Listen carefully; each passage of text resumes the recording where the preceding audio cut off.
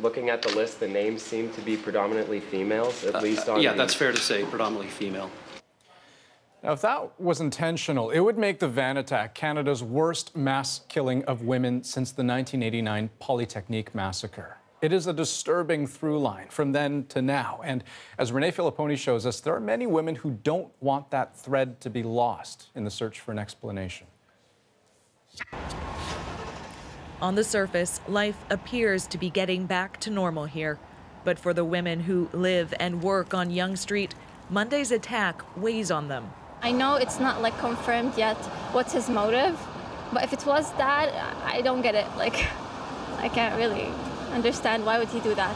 I'm not sure any woman would say no, that they weren't concerned about their safety, but that just, I mean, this situation amplifies everything. Experience violence. Police won't comment on motive, but this women's advocate says even a possibility of a link to misogyny needs to be acknowledged.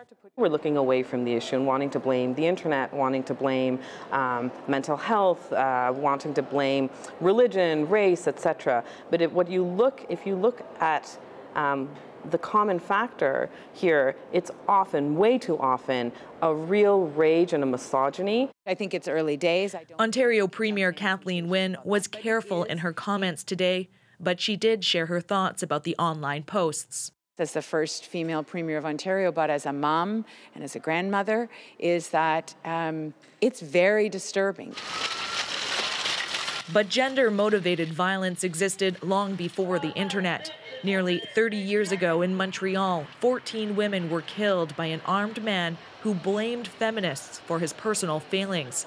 Some say the parallels between that attack and the latest one are hard to ignore. Our entire organization was formed in response to a massacre. So these early news reports are extremely concerning to us. Jeff Feiner is the board chair of White Ribbon, a global movement of men working to end violence against women. He says there needs to be a major culture shift. It's challenging traditional views that I would call toxic masculinity, and it's promoting respect, gender equality, and a consent culture. And that's all very important. And there isn't one answer to all of this, but it's that dialogue, among other things, that's important. And while authorities are not ready to answer the question why, it's a conversation advocates say needs to happen now. Renee Filipponi, CBC News, Toronto.